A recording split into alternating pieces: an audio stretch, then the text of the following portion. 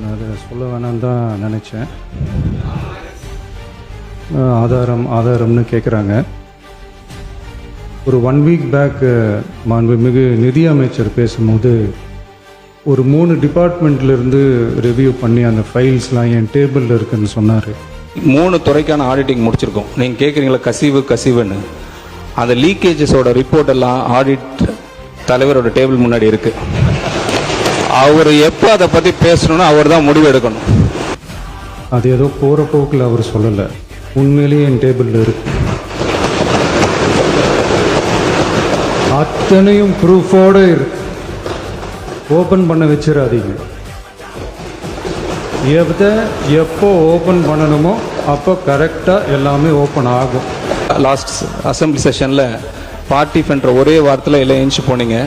இப்போ அப்படி நடக்காது சார், இப்படி நடக்கவே நடக்காது.